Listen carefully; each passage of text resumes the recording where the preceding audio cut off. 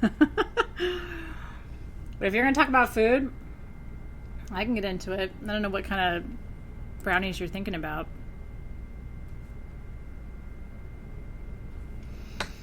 Magic brownies are fun. I know. Cecilia's like, it's California. What kind of brownies are we talking about? You have to be careful in California. I always ask, I'm like, if I eat this, am I going to be able to move in an hour? That's the question that will help you know whether it's the Funky Town brownies or the normal town brownies. I am honestly, it's funny that we should talk about that. Did you guys see the gift that Brooklyn got me for my birthday? She hired Libby Higgins. I think it's just about the funniest person I've ever seen in my life. She's a comedian, but she is just so funny. And anyway, every holiday and every birthday, she gifts me something that is like Libby associated. If you have no idea what I'm talking about, you should go check out my personal Facebook page. It's really funny. No, if you're looking for somebody to judge your brownie consumption, that's not going to be me. I actually thought it was kind of an interesting subject for tonight's conversation. How are you guys? Yeah, in California, be careful. So tonight is class night. I'm super excited. We are, tonight's session 2, so we are digging into our herbs and our oils, which is my favorite thing to talk about. So I'm just getting to my page of notes. Hold on. I've done so much work today on other things. I have to get to the right page. Okay. So tonight, tonight's going to be interesting for you, I think, because of a couple different reasons. So first of all, hi.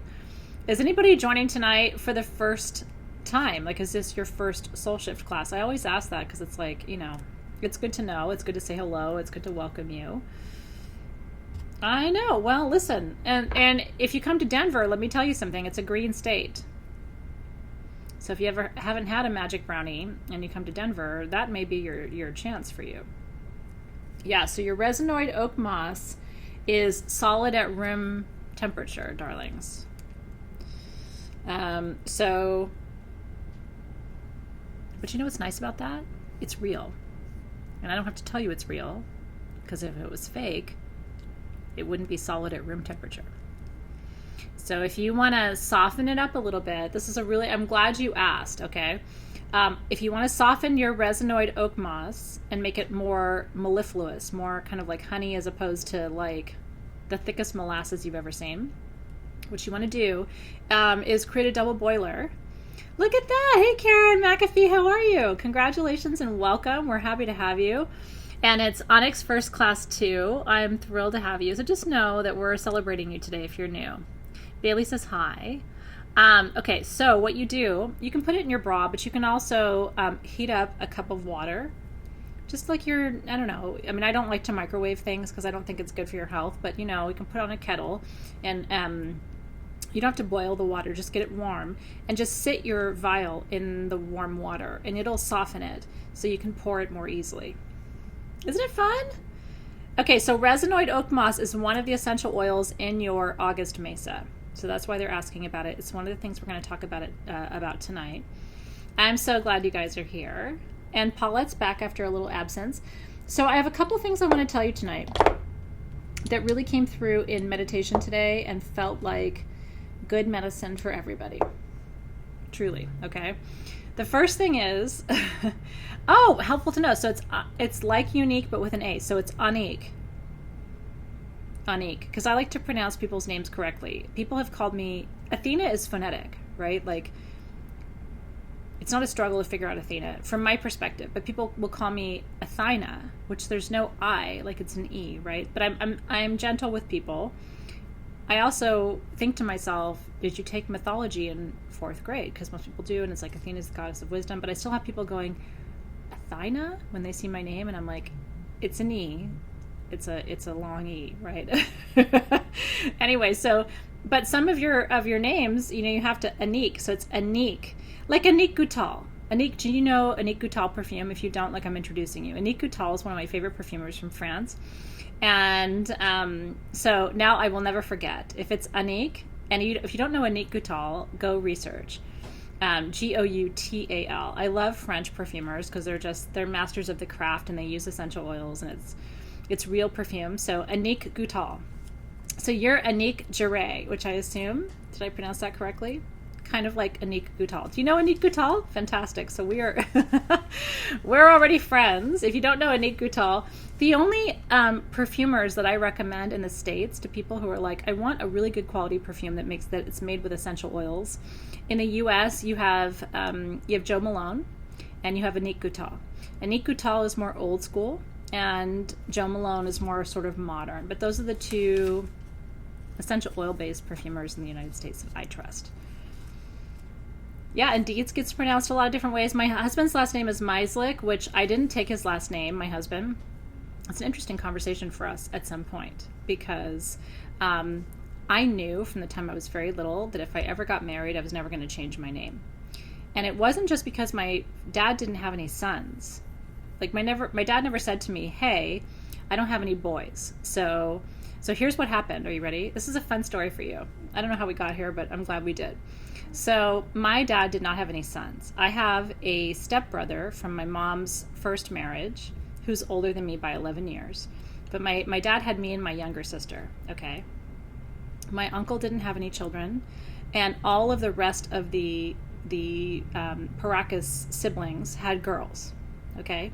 So when I got pregnant, I realized that my last name, Paracas, right, was going to die with my dad because we were all girls, or we all had girls, or whatever. So I found out I was pregnant with Nick.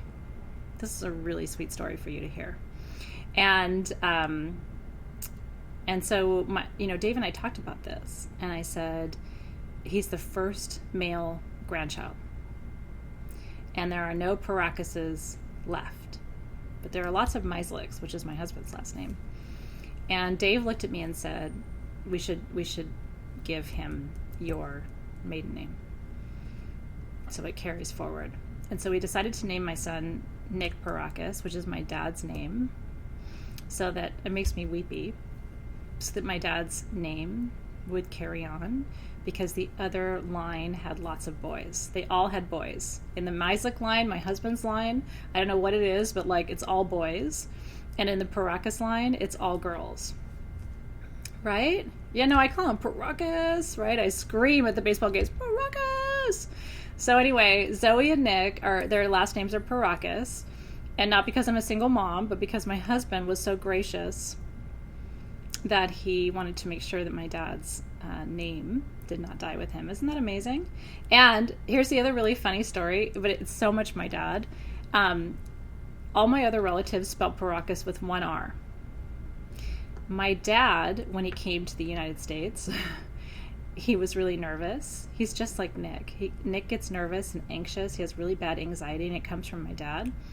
So my dad was at Ellis Island, and he was going through all the paperwork, and they said, go and type your name on the typewriter. Okay, and my dad didn't speak any English when he came to this country.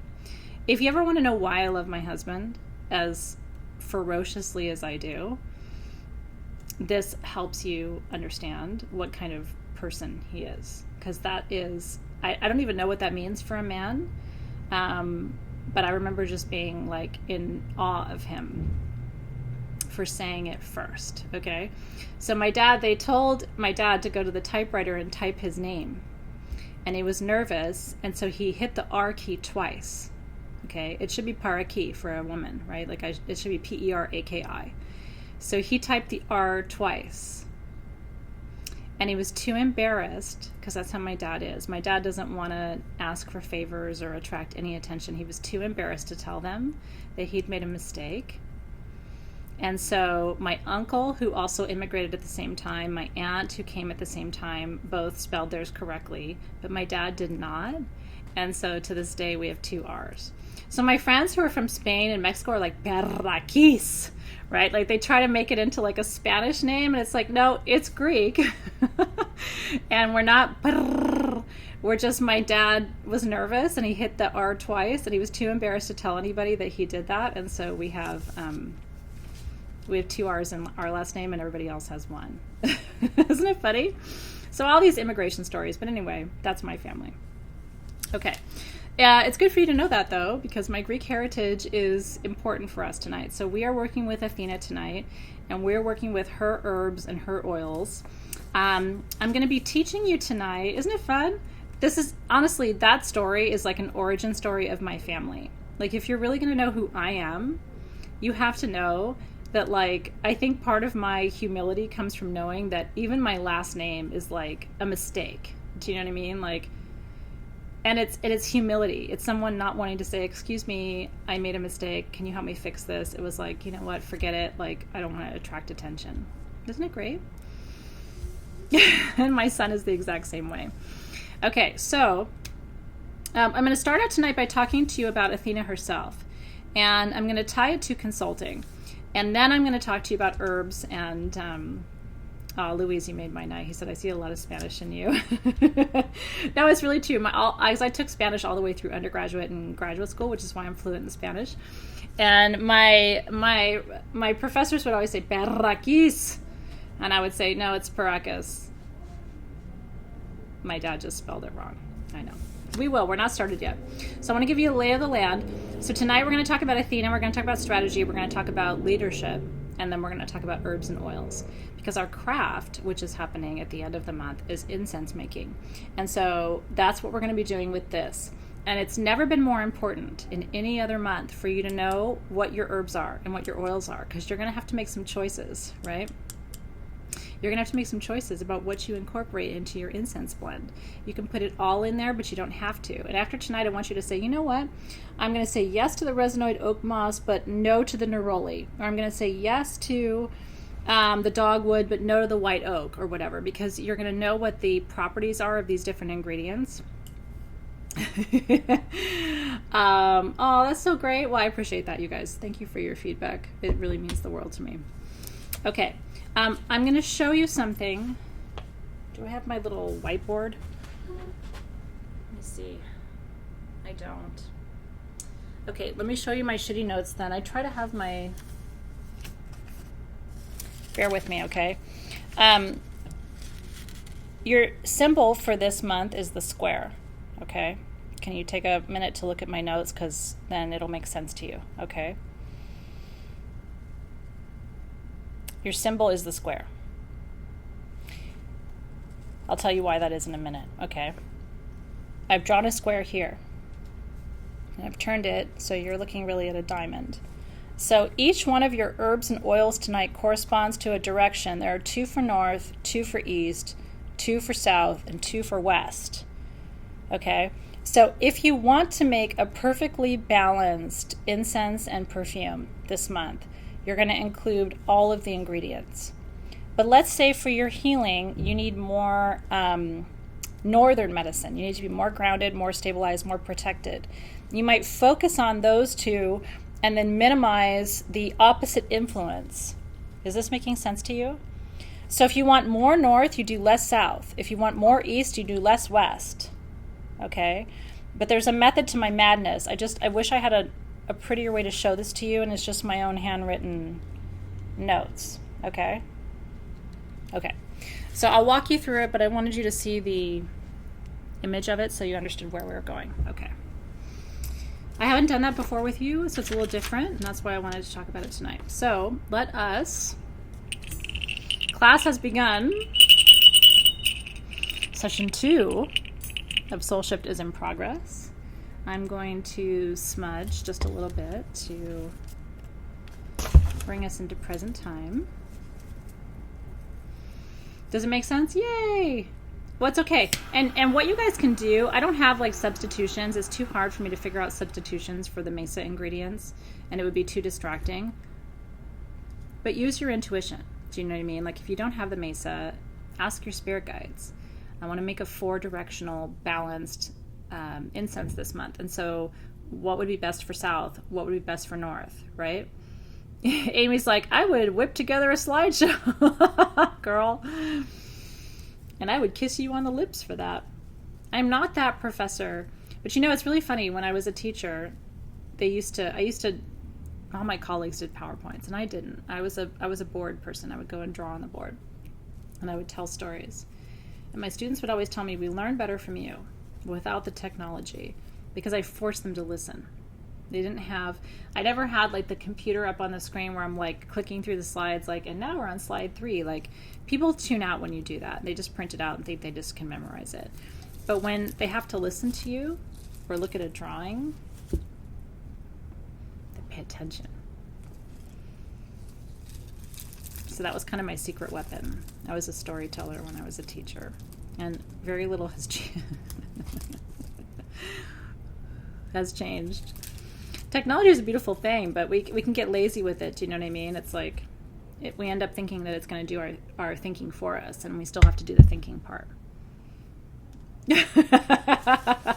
If you put your oils under your boobs, please retrieve your oils from your boobs tonight. That would be very helpful. I'm going to start my cooktop down here. I've got my incense burner. I'm going to light up my charcoal because I want to burn some stuff. I'm just going to get that cooktop going so that when the time comes, I'm ready. Okay. So let's start with our... Don't you spark and bark at me, incense. You go over there. Okay. Well, I mean, it's truly like, it's storytelling in most cultures is a prized tradition. You know, I think about the Greeks who built a civilization on stories. I think about Native Hawaiians who talk story, and that's a way that they connect and communicate with each other. Like, there's something really powerful about las historias, no, that connect us across space and time and remind us of our common humanity and the things that connect us more than the things that divide us, I think. Okay, so let me start out with your teaching. So I want you to just kind of like relax for a minute. Team SG is taking notes. You got nothing to do but just listen for a few minutes, okay? If you don't have charcoal, it's tricky because it's sort of hard to burn your powders. All of your herbs for tonight are powdered without having them smell like they're burning. Does that make sense? So if you don't have charcoal, I would add it to your magical toolkit. And you don't have to get it from SG. You can get it on Amazon. You can get it almost anywhere. You know what I mean? But like, charcoal is one of those things that I think is really important. Native Americans too, by the way, with the storytelling and the story sharing, absolutely. Honestly, I think sort of Western society, American society, is one of the few societies in the world that doesn't teach through stories. I don't know why. Maybe we're too young. You know what I mean? Like, we're still figuring it out, whereas all of the other traditions have figured it out. Okay, you can light your candle if you want. I'm not going to light mine yet. I want to focus on, for me, I want to bring the attention back to just a couple of teaching principles, and then we'll get into our tools. If you want to eat some of your honey, though, to open your senses, I would welcome you to do that. So I'm going to do that. I use my honey all the time. I hope you do too. I had a little bit in my tea today. And every time it tastes better and better and better. So I hope you're enjoying that craft as much as I have been. Okay. So here's what I want to tell you. Strategy. So Athena is not the goddess of war. Let me start there. I mentioned this to you last time. I know a lot about her because I was named after her. It is my real name. My parents, I did not have a name on my birth certificate when I left the hospital. Okay. My parents had decided to name me Jennifer, but my dad couldn't pronounce it. He said Jenny Fair, and my mom didn't like that because she didn't think it sounded like Jennifer. My mom wanted to name me Jennifer Holly, but my dad pronounced it Jenny Fair Holy. And so she said, okay, so let's figure out a name that you can pronounce. This was in the hospital. I was already born. Okay. And so my dad said to her, Athena, which is Athena in Greek. In Greek, Athena, with the emphasis on the middle syllable, is the word for the city of Athens. So if you go to Greece and you say Athena, that means the city of Athens. If you say Athena, okay, that's That's the woman, that's the goddess, that's the non-city, okay? So Athena is the place where the Acropolis is. Athena is the goddess of wisdom. Does that make sense? Right? Now, the Greek accent is a real thing, and my mom didn't want me. I mean, my mom was very sensitive about that, okay? So my mom said, okay, called the nurse in, changed the birth certificate. This is Athena Irene is my birth name, Athena Irene. Athena is the goddess of war, and Irene or Irene is the goddess of peace. So that is my full name, Athena Irene Parakis. So I am a walking paradox. I am both the goddess of war and the goddess of peace, which I think helps me walk those worlds. There is a world of conflict, right? And Millie said, that's why I'm Millie and not Milia, right? Like, it's the difference. It's the accent, it's the translation, it's all these things. That is why I feel like I can walk these worlds. I know what anger and what frustration and what resentment feel like, but I also know what peace and beauty and prosperity feel like. And I'm named for both. What neither of them knew at the time, which is really crazy. So they go home. It's August 1973. Okay. They go home to San Bernardino, California, and they call my yaya in Greece, and they tell Fotini, was my grandmother's name, Fofi was what we called her, but Fotini means the light of God. They call Fotini, and they say, your granddaughter, Athena, was just born, and she said, what is her middle name? You know, because she knew in the U.S. they had middle names, and so they said Irene, and she said, she told my dad, you had two cousins named Athena and Irene who were killed within, I don't know, or died. I don't remember what the story was, but within months of each other and before he was born. Isn't that amazing? So, so I'm named for two of my dad's cousins who he never knew, didn't even know they were alive, and didn't know they died within months of each other. I think they died during the war. Isn't it amazing? So I carry on this legacy. Okay. What I want to tell you is this, as I suck the honey off my fingers. Athena was not the goddess of war. If there's only one thing you learn this month, it needs to be that. When I got to, I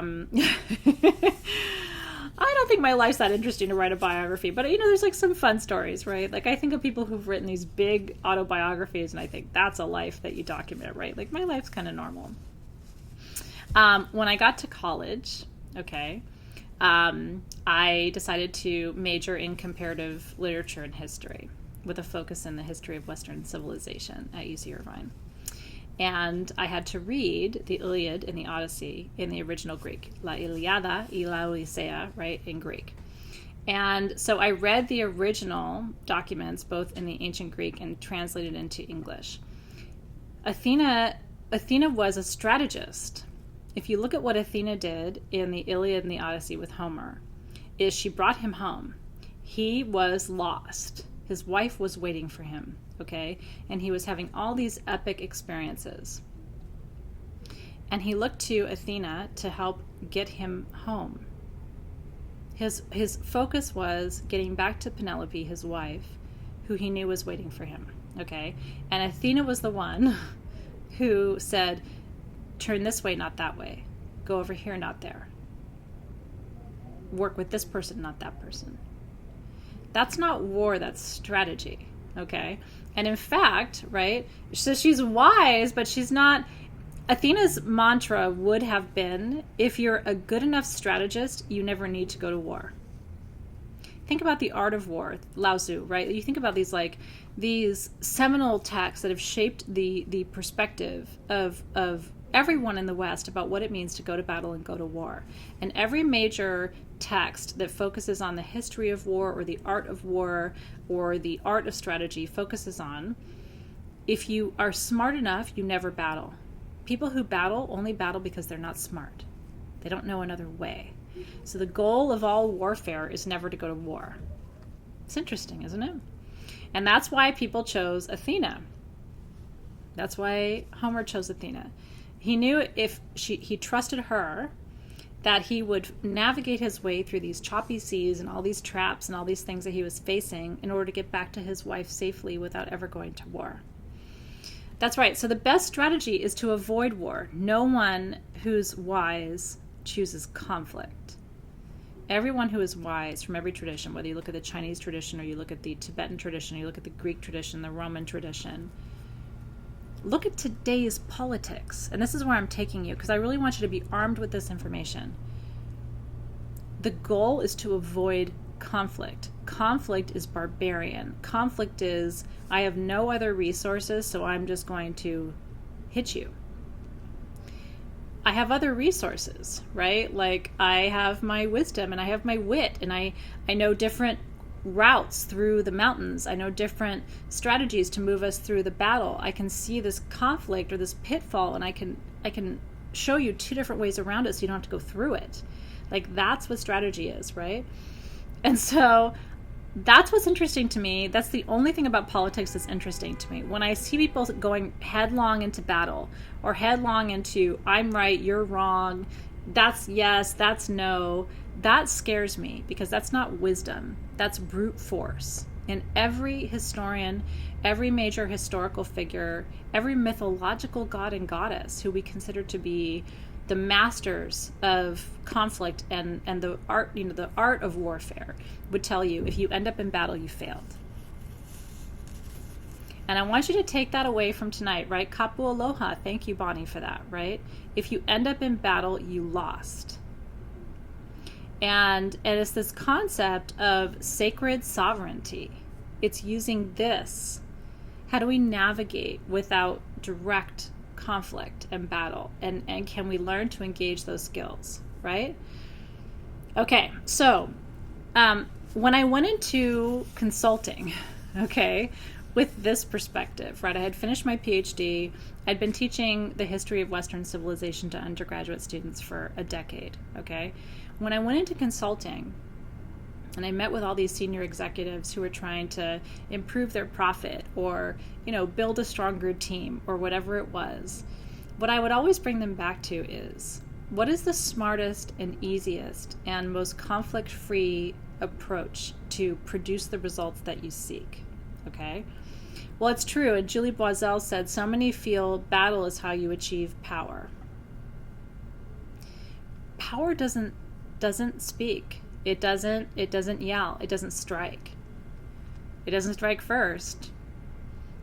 Power is sovereign. It is strong. It is steadfast. I actually think the challenge that the Native Hawaiians are facing at Mauna Kea is one of the most beautiful representations of strategy I've seen in modern times, because it's using this as opposed to this. You can get into this, but this never ends in a good way. It's like this, it has to be between equals, and it has to be with an eye to how do we move through in a way that serves the highest good of the collective.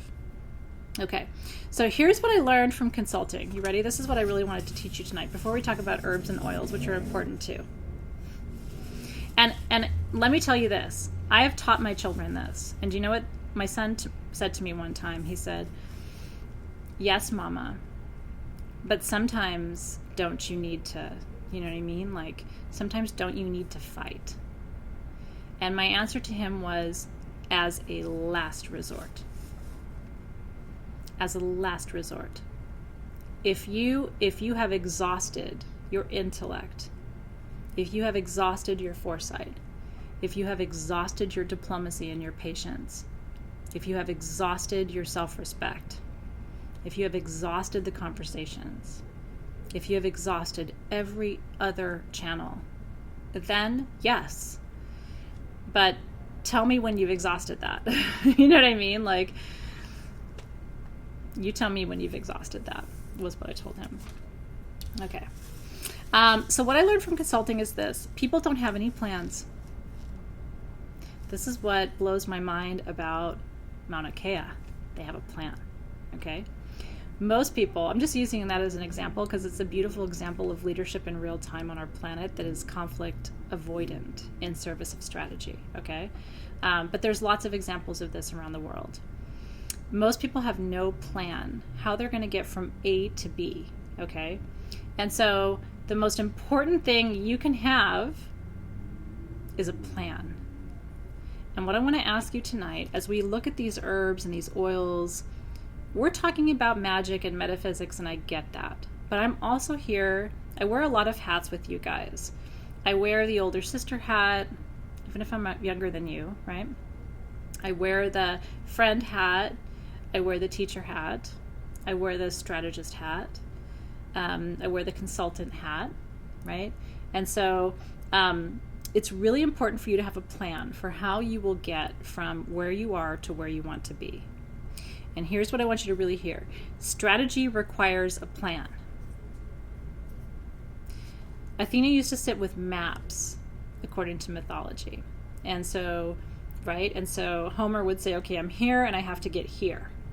And she would look at, okay, so there's this mountain range over here, so maybe we don't go that way. Okay, so there's this waterway over here, but if we go here, we're going to meet up with the Furies and we could end up with some trouble there. Okay, if we go this direct route, we're going to go over this landmass and we might end up, right? So which is the least dangerous pathway for you to take to your goals? And assessing the risk and benefit of each pathway that you might consider, right? It's really true. This is Odysseus' journey, right? This is Homer's journey through the voice of Odysseus, right, in the Odyssey. Okay. Strategy requires a plan, and empowerment is what activates your plan. So you have to create a plan, then you have to activate your plan through empowerment, which means community, resources, your own intelligence and your own perspective, open-mindedness. And the most important thing, right, and Julie's like, I usually have a plan A, a plan B, a plan D, a plan, right? There's two things I want to say about this. Your plan has to take into account the ways in which the other side might be more accurate than you think, okay? A lot of times when we face a conflict, we only see our perspective. That's human. To see the other perspective is divine. And I've really tried in my career to say, okay, let me see both sides. I think of it like a funnel. It's very easy to see my side. It's very hard to open my mind to see their side. And all the stakeholders and all the issues and all the challenges and all the pressures and all the... Because it's human to want your side to be right. Okay? Does that make sense? And I'll use Mauna Kea as an example again. I read an article today that really did a beautiful job of writing about both sides. I don't remember where I read it, or I would link to it for you, but I read it. And I thought, that's a pretty accurate representation of both sides of the dilemma. And it doesn't really say, this is right, that's wrong. It just goes, here's everything. Here's the yin, here's the yang, here's the left, here's the right, right? And that's right. So Denise Campbell, who's a former colleague of mine and also a really powerful coach in her own right, said, observation is key in seeing another side from another lens. You have to depersonalize in order to see the other side before you make decisions. And this is Athena's medicine for you, okay? Really take this in for a minute. Imagine it in something that really matters to you, like, I don't know, a family conflict that you're in. If I was to say to you, listen, I'm with you. I'm with you. I see your side. But I need you to breathe into the other side for just a moment. Because if you're going to make a good choice, a good action in service of a good outcome, it has to reflect the needs of both sides. That's strategy. Strategy isn't just like, here's what I want, and so at any cost, I'm going to get what I want. Strategy says, here's what I want, but if it's going to be a good outcome, and we're going to avoid warfare, it's going to have to meet both my needs and your needs. And what is that via media? In Latin, via media means the middle way. The media, news media. Do you know what media means in Latin? Media. It's the middle path. The media is supposed to be a middle path between me and you. It's not that really anymore. But that was the original concept of a media, was that they would mediate. They would go between those sides and provide strategy. Here's this side, here's that side, here's pro, here's con, right? And, Miss Lucky Nadai just said something that is actually in my notes.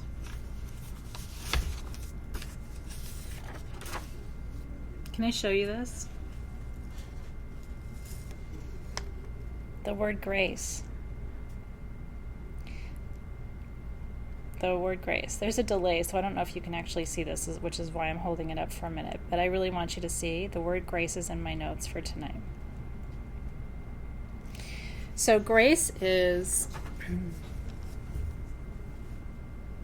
the middle road. Well, the middle road, Dana Wicker, is the third side. Via media, the middle path, right? Via is the way, right? You think about via in Spanish, right? It comes from the Latin, which means way. And media in Spanish means, right? Medianoche, right? Middle of the night. Media is the middle path. And so I'm not necessarily advocating anything in particular tonight. What I'm telling you is, if you want to work with Athena as a guide, and I've had to live with this name for 46 years. It's not an easy name. I don't say that very often. You're probably the only people who would really understand what it means to carry this name. I don't think I would have chosen it for myself. And you might notice I didn't name my daughter after a goddess. I named my daughter after an energy stream. I was very conscious when I was naming my daughter not to name her after a goddess. It's been very, very heavy. People assume, oh, you're smart. Oh, you're going to know the best way to do things. Oh, you're going to have a good perspective. Oh, please consult us and tell us what to do. And I'm human. I don't always know the right way. But I try to embody that via media because that's the medicine of Athena. But I named my daughter after an energy stream, not after a goddess. It's interesting, right, Annette? And that's grace.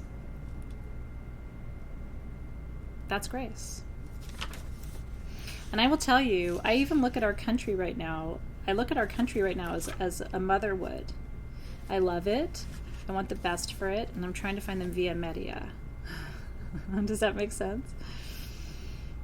So Joy says, I find this amazing. I'm balancing it differently. My self-esteem has been so low that I forgot my side of things. I tend to be quick to see other views, not mine, right? And so the via media is also looking at your power.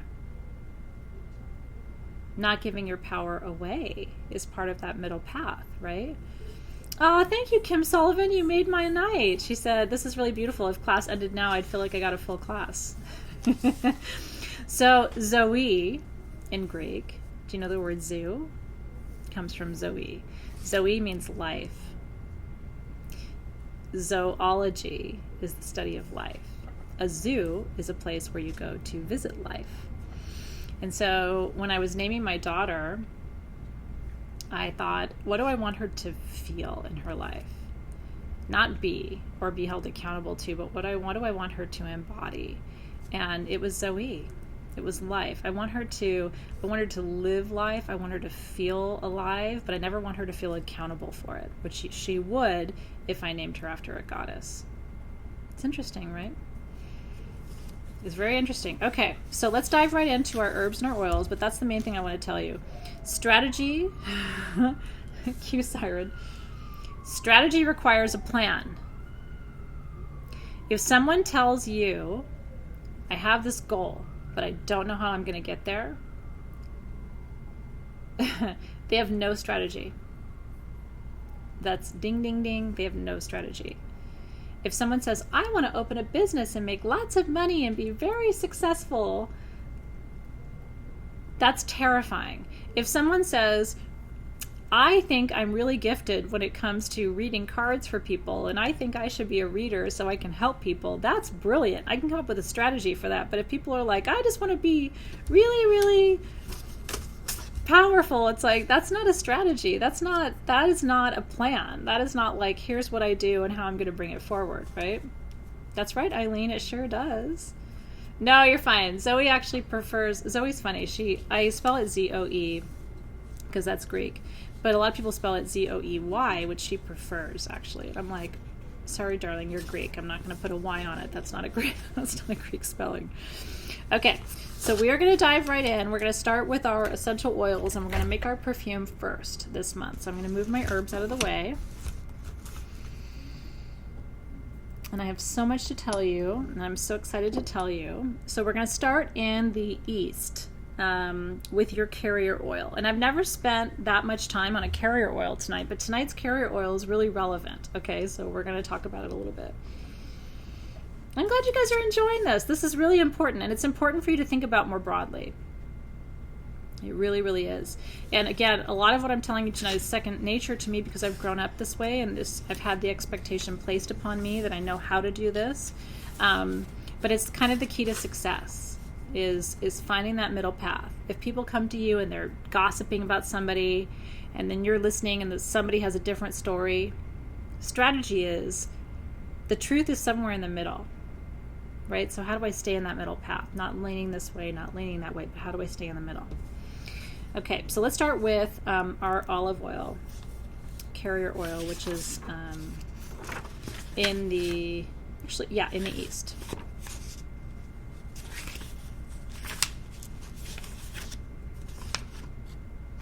Where did I put my olive oil notes? Hold on. Okay, here we go. Okay. So we did olive as your carrier oil this month. I'm glad you guys are enjoying this because it's sacred to Athena. Okay, olive oil comes from Greece. This is first pressed extra virgin olive oil for you. The olive tree and the olive branch was Athena's gift to the city of Athens. Remember I told you Athena means Athens and Athena means the goddess. So Athena's gift to Athena was the olive tree. So Zeus gave birth to Athena through his head, okay? If you don't know the whole story. She was birthed fully formed from Zeus's head. She did not technically have a mother. And so Zeus was very partial to Athena. But he also had a brother named Poseidon, who's the god of the oceans and the seas, who he was also partial to, okay? And so it came down to a battle between Athena and Poseidon, who would have rights to the Acropolis, which was the foremost important structure in the city of Athens. And so Zeus chose Athena over Poseidon to be enshrined at the Acropolis, which is still to this day, the Acropolis is my temple. It's Athena's temple in Athens. If you ever go, you have to go. If you ever go, remember I told you to wear shoes with extra tread because you can really slip and fall in the Acropolis, and people don't tell you that. So when you go to Athens and you tour the Acropolis, just remember, hear me in your mind going, get tennis shoes with lots of tread so you don't slip and fall, because everything's made out of Parian marble at the Acropolis, and it's very, very slippery, especially when it's wet.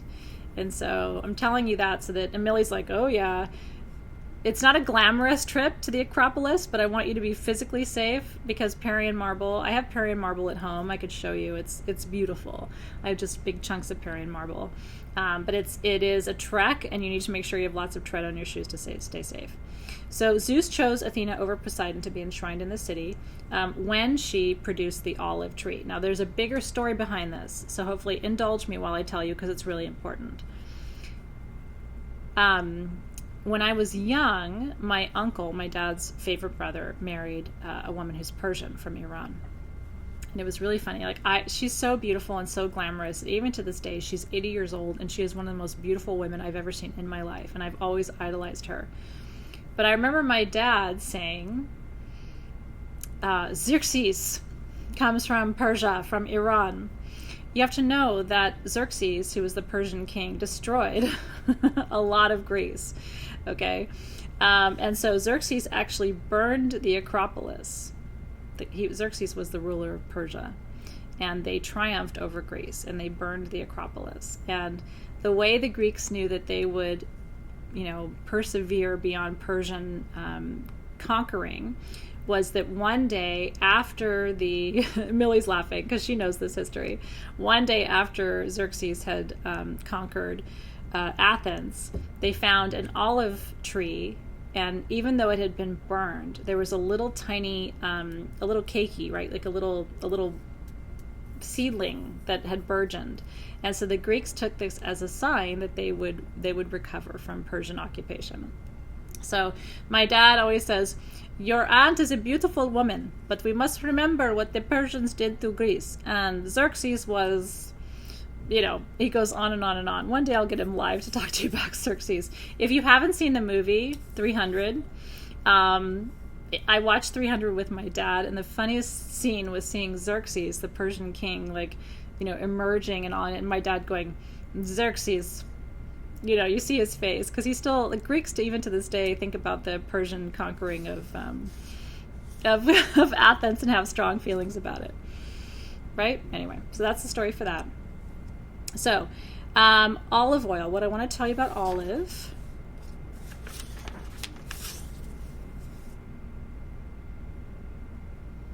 What else do I want to tell you about olive?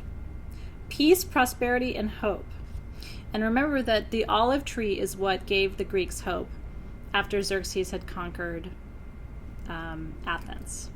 So I want you to take just a little bit, just do it for me. I want you to take a little bit of olive oil just on your wrist. I may have to remove my dropper thing because it's being kind of a pain in the booty. Hold on. I always have to get resourceful to take these little... I use tweezers at home, but I don't have tweezers here. Hold on. Taking the cap off. Never wear jewelry on session 2 nights because you're going to get dirty, but that's part of the fun. I want you to take a little olive oil on your wrist. We're so used to cooking with it and eating it and putting it on salads that we've forgotten that this is a sacrament. And 3 deep inhales.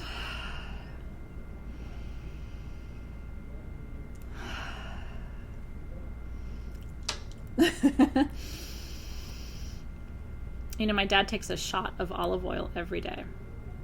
And he says it's why he's as healthy as he is at 80 years old. I'm not recommending you take a shot of extra virgin olive oil every day, but if you wanted to, I wouldn't deny it to you. Really, Melissa Jennings? I love that so much. Well, my big fat Greek wedding is actually very true. It's very accurate. It makes Greeks very uncomfortable because it's actually very true. Okay, so that's olive oil. Hope, because it reminded the Greeks that they were not destroyed by the Persians. When that olive tree sprouted with a little seedling, a little sapling, it told all of the Greeks that no matter what Xerxes had done, that we would remain. Well, thank you for that, Millie. It's always super pressure when I'm telling you these sort of ancient Greek stories, and I've got Millie and a couple of other of you who are kind of Greek historians alongside me. So I'm telling you all these stories. So thank you. That's right. Well, so if you're vegetarian, Greeks will make you lamb. And if you don't drink alcohol, they'll give you ouzo, which is why Greek people are really dangerous people to be around in a lot of ways. Okay. So that is in the north of your oils. Then in the east. Then in the south is your vetiver, which is one of my top 10 favorite oils of all time. I want you to take 3 deep inhales there. Do you take it every day, Ruth? I'm telling you, my dad takes a shot of olive oil every day. If you haven't had ouzo, it is an anise-flavored, very strong alcohol that makes Greek people dance. Opa is right. Ouzo and metaxa, I have them both at home, and I don't drink them, but I have them because if I ever have Greek people over and I show them my bar and I don't have ouzo and metaxa, I look like I'm not legit. So I have it. I don't love it. It's not my favorite. Did you lick your wrist? It's good. Okay, so vetiver is very sexy. Let me tell you about vetiver. Vetiver, by the way, is the key ingredient in Get Grounded perfume, which I just showed everybody during the live readings today. So Get Grounded perfume is a recipe I came up with when I was about 18 or 19 years old. I just found my notebook. I just found it. Of all of my recipes that I had written down when I was taking aromatherapy classes with my mom after I had started community college. So I had written down this recipe for this perfume, and I just found it, and we made it here at SG. So vetiver from Java is one of the key ingredients. in that particular blend. Yours in the blend is Indian vetiver. That is Java vetiver that we imported for the Get Grounded blend. Okay, so vetiver is underground medicine. Think direction of south. Okay, the creepy crawlies, the snakes, the bugs, the earth, the dirt, the groundwater, the bones, the graves. Vetiver is like thick and sexy. And there are. Haitian is different from Java, is different from Indian, is different from Indonesian, is different from Madagascar. Like, no matter where you get your vetiver from, it smells slightly different if your nose is attuned. Otherwise, you might be like, well, vetiver is vetiver is vetiver. But if your nose is attuned, you can... Melissa, that's good to know. Yeah, it is very grounding. It can put you to sleep. So let me teach you about it. It is a root and earth star chakra essential oil. It brings honor, wisdom, grounding, calm, balancing, helps you to remain centered during a panic or anxiety attack.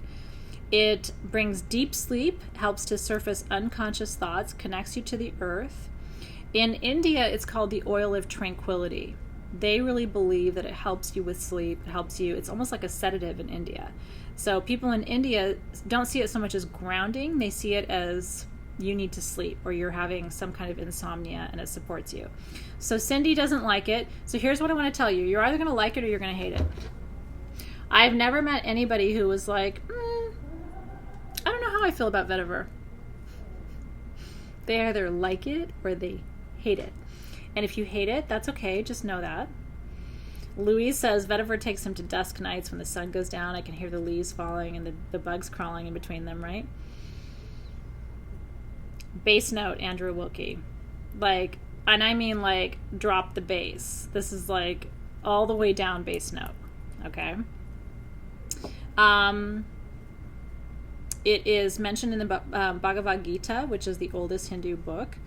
It's used in skincare. It's used in Ayurveda, where it's used for people who primarily have issues around the two doshas, Vata and Pitta. I'm a Pitta dosha, and so those are I use it for my own Ayurvedic healing. It's placed on funeral pyres in India. And what else do I want to tell you? Oh, it's used to break hexes as well. Not that that's my work per se, but people who believe in breaking hexes, they dress black candles with vetiver, and they believe that it breaks hexes and curses. So there's all that. So Scarlett, so you must be like me. I like crunchy foods and... Yeah, vetiver and patchouli, if you've never smelled those two before, that's my jam. So I was in New York in Cooperstown with my son for the baseball. He was in the National Little League Championships last week. And I walked into a brewery there, a really famous brewery, and I smelled this smell, and it was intoxicating. It was like wet earth. It sort of smelled like Miti Attar. It smelled very earthy, very, I don't know, it was intoxicating. So when our server came around, I asked her, I said, listen, there's a smell here that is so beautiful and I can't figure out what it is. Can you help me? I'm intoxicated by it. And she looks at me and she goes, this is really cute. She looks at me and she goes, all of us who work here, we all think it's you. And I was like, she's like, we all talked about it because we all smell it too. And then you came in. So we all in the back, we were like, it's that lady over there with the black tank top. And I was like, I really appreciate that, but I don't think it's me. Like, I smell like that kind of like wet earth, but I don't smell completely like that. So anyway, I thought it was cute. She's like, in the back, we all talked about it and we all think it's you. I was like, well, and they didn't know who I was. And I was like, that's really cute because you don't even know that I make perfume, but like I do that for a living. Okay. So like I said, it's from India, Sri Lanka, Indonesia, Madagascar, Java. The vetiver in the Get Grounded blend is Javanese. Yours is Indian. It's grounding, protective, calming, balancing. Last thing I want to tell you is it is used sometimes in banishing magic.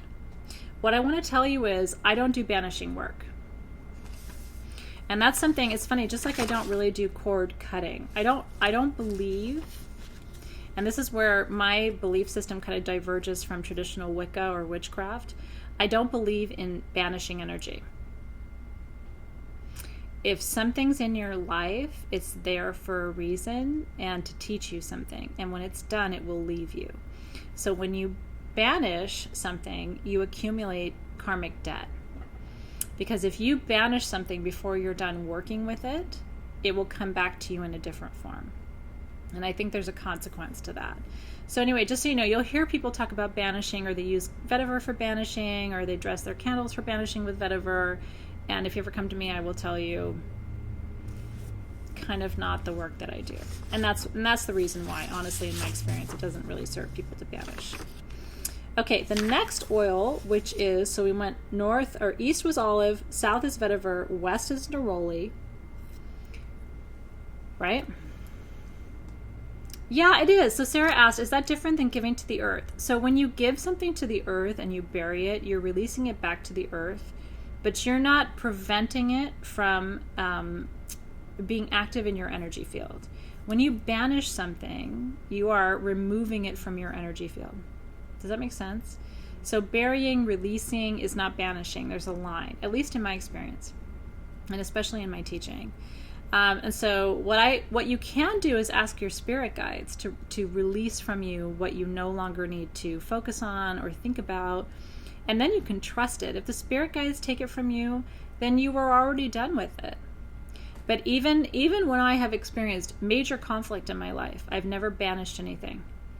Because what I know is until they take that conflict from me, I'm not done with it yet.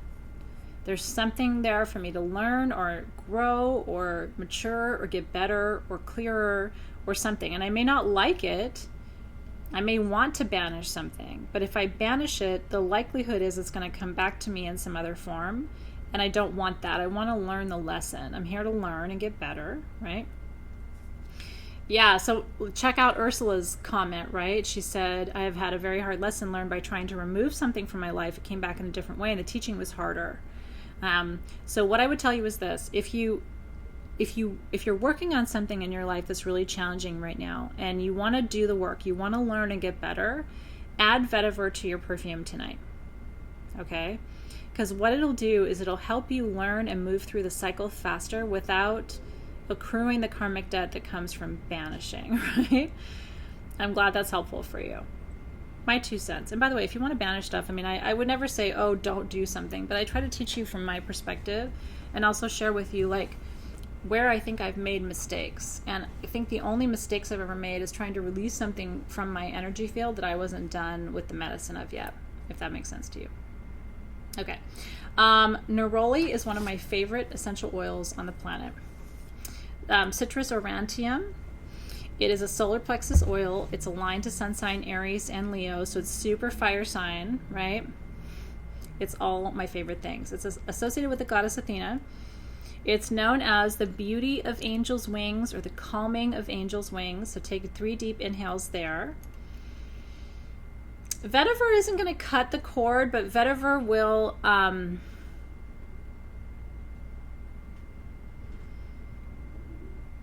help you learn and move through the cycle. Does that make sense? Nothing is going to make everything easier for you. If things portend or suggest to make themselves easier for you, or you're going to get around something, or it's going to be faster or easier, you should always question that. Nothing's going to make it easier for you per se. But certain oils will help to ground you through, help to activate your wisdom, help to call in resources. Like, these are the magics that we work when we work with our essential oils. So nothing is necessarily going to remove. Even vetiver on its own is not going to banish something. Banishing comes from intention. And that's why I'm trying to sort of show you the ebb and the flow of those things, or at least the 2 different perspectives on it. Okay, it was named after the Italian princess Anne Maria of Nerola, Italy, who used it for her bathwater and her clothes. She thought it was an intoxicant and also an aphrodisiac. In Italy, in like 16th, 17th century Italy, it was the rich women who used this. So you could tell who had money because you could smell it on them. Isn't it interesting? So can I describe to you what happens with an orange tree? Because I'm obsessed with orange tree distillation. So the flowers of the orange tree get pressed, and they get distilled into neroli. So neroli essential oil is just the flowers, just the white petaled flowers of the orange tree. Orange essential oil, including bitter orange, sweet orange, and blood orange. The three oranges, bitter, sweet, and blood, are all the rind, okay? And the bitter has more of the sort of the white, right? And the sweet has more of just the outside of the rind. And the blood orange is the rind of the blood orange, which has a different flavor, texture, and smell. Then the stems and the leaves get pressed and distilled into bergamot. So there's bergamot, which is the sharpest and the most bitter, but it's also like it's the leaves and the rind, or not the rind, but the leaves and the stems and all of the green parts, the tree parts, go into bergamot. The fruit itself, the skin, goes into bitter, sweet, and blood orange. And then the flowers go into neroli. And so that's why neroli is the sweetest of the three. Isn't that fun? I love bergamot too. So neroli attracts money and success, purifies the spirit, helps you to face your fears with grace. So there's another grace blend, right, or a grace note. Brings restful sleep, facilitates lucid dreaming. It's one of the highest vibration oils on the planet. What I wanted to tell you though, where is it? It's thought that you can add a drop to your purse to attract money or success. And it's added, a little bit of the oil is placed on wedding bouquets, even in old country Italy, because it's thought to, it's an aphrodisiac, so it's thought to ensure that the marriage will be consummated. So if you want to ensure Funky Town in your relationship tonight, you could take a little bit of this and maybe put it on your put it on your sheets. Super fun, right? We haven't done oak moss yet. I'm almost there. That's north.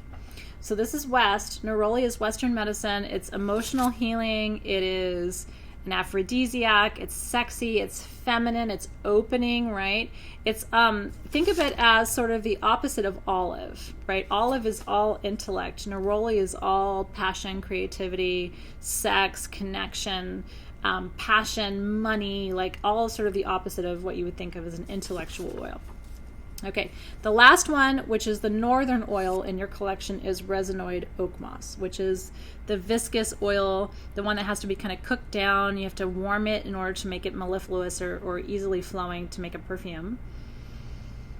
Now, I want you to take your resinoid oak moss and your neroli. Just indulge me for a minute, okay? And I want you to smell them together. Because when you do, you are smelling one of my favorite combinations ever in the history of ever. I want to know what you think. Because honestly, to me, this is like sex in a small bottle. It's awesome, isn't it? I've never combined them into a perfume. So if you make this tonight, you are making a combination like Athena's never done it before. Isn't it gorgeous? Now, if you like the neroli more, just add a little bit of the resinoid oak moss. If you like the oak moss more, then just add a little bit of the neroli. Like, you can balance it out. Then what you want to do is you want to take your third vial, which is your vetiver, and you want to bring that into the mix.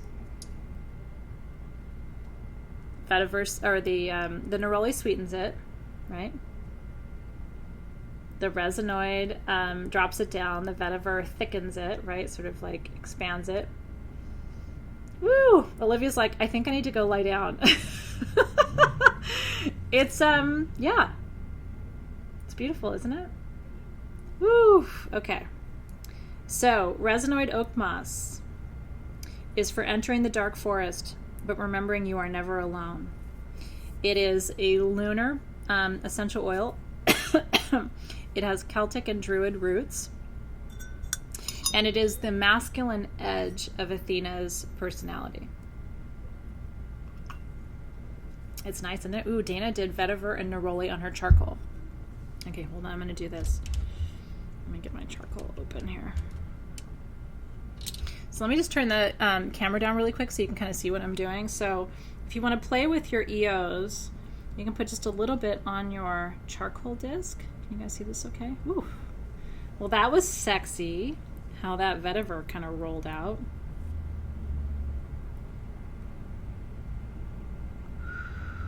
Ooh, that's really good.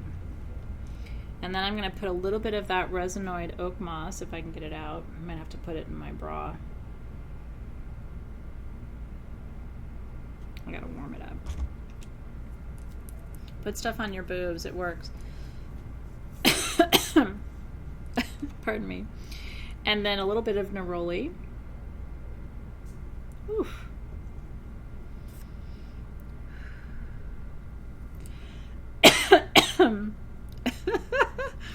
Isn't it beautiful? That's good stuff. Okay. So resinoid oak moss strengthens your intentions, is anti-inflammatory and anti-aging.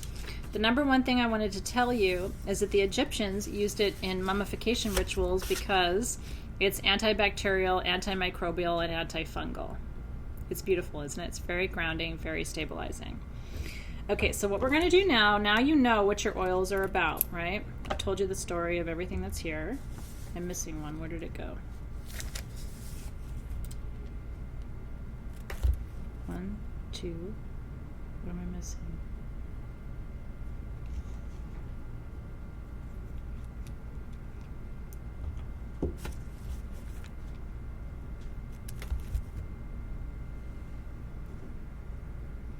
I'm missing my resinoid oak moss, and I just had it. That's kind of scary. Well, Team SG, I just lost an oil. I don't know where it is. I'm looking all over my altar and I don't see it. It's got to be right here, right? Oh, that's right. It's in my boob. Okay, thank you. Okay. Okay, let me see if it's warm enough. It was in my boobs. We're fine. No, thank you. No, it's fine. Oh, sorry, you guys. I was also going to tell you that we did leave some little droppers. Oh, you did? If you're having trouble with it. Okay. Yeah, but... Let me try. My boobs aren't that hot tonight, so I can't really get it. I can't really get it going. Here we go. Okay. So let's start with our resinoid oak moss. That's a good base note for us, and my boob didn't really do the trick. Hold on.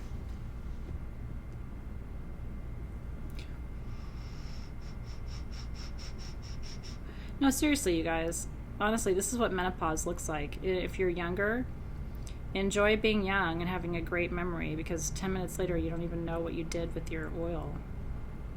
And this is why people laugh at old ladies, because they're like, really? She put it in her bra. But the good thing is, as you get older, you don't really have an ego about stuff like that, because you just don't care. So you're like, yeah, I totally put that in my bra and forgot about it. Lisa put it in her knee.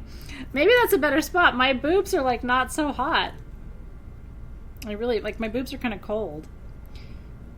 This has been an exciting night for all of us, hasn't it? Okay. I got a little bit in there.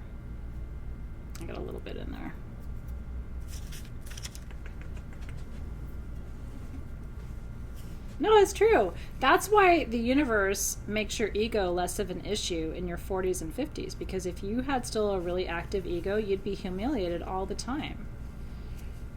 When I was in my 20s, I would have died. Like, oh my God, it was in my bra. Now I'm like, well, okay, wait a minute. I'm going to light my candle because Lynette just told me that she held hers over her candle and it warmed it up. And that's really smart. So I'm going to go Lynette's route. See how we're doing this? Seriously, no, this is when... Whoop, I don't want to burn my label. But this is when the good stuff comes out. This is basically like a double boiler, but it's not as pretty, right? I think I got enough. Okay, so that is my resinoid oak moss. I'm going to breathe into the bottle. I'm so glad, Tina. Seriously, I do. I think there's younger women who are like, need to get to where we are, but they don't care anymore. Okay. Shit. Just as I say I'm not caring anymore. Okay. If your littles are watching, tell them earmuff time. Okay. I'm I'm spilling everything tonight, you guys. What is happening with me right now? All right. If this was a YouTube video, I would record I would record it over again. Okay.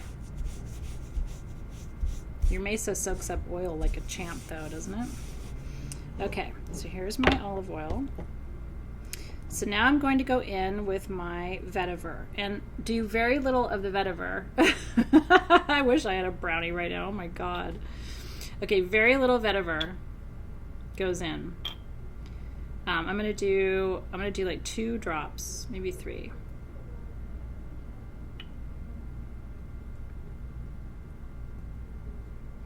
Vetiver is very strong and hard to overpower, which is why you want to get all this out of the way early in your process. And now I want you to smell it. 3 deep inhales right there. That's right. Cynthia said, do about half the vetiver you think you want. Because it's so strong. I'm pretty happy with this. Okay, so the last thing I have to do, as I stop spilling everything, is my neroli. Now neroli, I'm going to use the whole thing because it's my medicine. That's awesome, Michelle Miller. Okay, I'm going to, maybe not the whole thing actually. No, I want more of this. So now I'm going back with the vetiver. I changed my mind midway, but it's like what the medicine of the moment is, right? So I'm going back with the vetiver now because I don't want to lose it. Okay. Then I'm going in with the neroli. I think I just want just a little tiny bit. I thought I wanted the whole thing, but I kind of don't. You know, and be gentle as you go because you can really change the balance. Okay, that's perfect. And it's about, I wish it was a little bit more though in my bottle. I'm going to add a little bit more vetiver because I like to have at least 1/3 essential oil. Otherwise, when I dilute it, it's not strong enough. Okay. Cindy used all of the neroli. I mean, you're welcome to do it. For me, I think right now, where I'm at, like in my life and in my practice, I'm doing more grounding. Just me personally. And I really do use these blends that we make together. I almost have used up all of mine that we've made every month. Because I add them to my bath every day throughout the month when we're working with them. So I'm pretty much out of everything that we've made. So I'm hesitant to make a blend that isn't a full bottle. So that's why I'm going back to add more resinoid oak moss. Okay.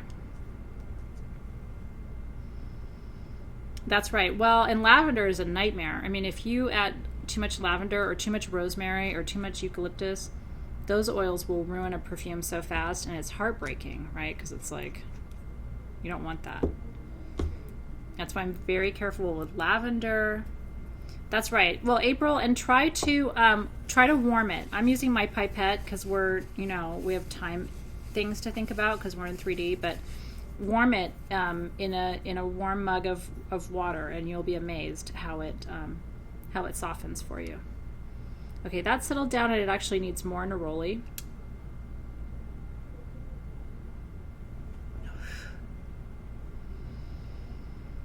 Sometimes it takes a minute. Yeah, I do too, Paulette. I take Epsom salts in my hands and I dribble a little bit of my oil blend, and then I throw the salt into my bathtub every day. So that's how I work with my blend. You don't have to work with it that way, but I take salt baths every day, and I've been really enjoying adding them into my bath. Okay, let me go back here. This is my blend. Now, you want to top it off with your olive oil. So I'm about like a little more than 1/3, almost halfway full. So giving thanks to our oak moss and our neroli and our vetiver for grounding, for uplifting, for prosperity, and then to our olive oil for bringing us wisdom, hope, and success. And that is beautiful. I mean, that's beyond. I'm going to add a little bit more neroli because the oak moss is sort of soaking it up a little bit. Are you enjoying this? No, Cindy, you can't mess this up, girl. You're fine. Seriously.